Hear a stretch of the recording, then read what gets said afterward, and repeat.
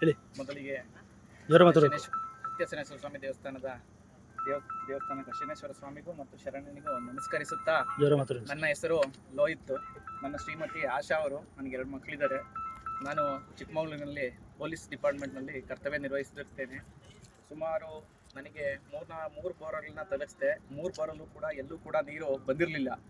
ಕೊನೆಯದಾಗಿ ನನ್ನ ಶ್ರೀಮತಿಯವರು, ಇಲ್ಲ ಶರಣ್ಯಂದ ಒಂದ್ಸರಿ ಪಾಯಿಂಟ್ ಮಾಡಿಸ್ಬೇಕು, ಶರಣ್ಯನ ಪಾಯಿಂಟ್ ಮಾಡಿಸ್ಬಿಟ್ಟು ತಕ್ಷಣ ಅಂತಂದರು. ನಾನು ಬೇಡ ಬೋರ್ ತೆಗ್ಸೋದು ಬೇಡ, ಸಾಕು, ಈಗಲೇ 3 ಬೋರ್ ತೆಗೆಸ್ಬಿಟ್ಟು ಖಾಲಿ ಆಗಿದೆ ದುಡ್ಡೆಲ್ಲ ಬೇಡ ಅಂತ ಹೇಳ್ತಿದ್ದೆ.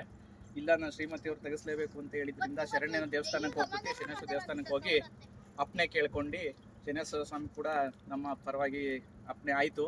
ಆನಂತರ ಸುಮಾರು ಶರಣ್ಯನ ಈ ಜಾಗಕ್ಕೆ ಕರೆಸ್ಲಿಕ್ಕೆ ಸುಮಾರು ಸಮಯ ಬೆಳಗ್ಗೆ ರಾತ್ರಿ ಫೋನ್ ಮಾಡಿ ಇಟ್ರು ಶರಣ್ಯಂಗೂ ಸುಮಾರು ಕಡೆ ಆರ್ಡರ್ನಿಂದ ಬರ್ಲಿಕ್ಕಾಗಿರಲಿಲ್ಲ. ಆದರೆ ಈ ದಿನ ಶರಣ್ಯ ನನ್ನ ಜಮೀನಿಗೆ ಕಾಲಿಟ್ಟು ಇವತ್ತಿನ ದಿನ ಪಾಯಿಂಟ್ ಮಾಡಿಕೊಟ್ಟು ಒಳ್ಳೆ ನೀರು ಬಂದಿದೆ.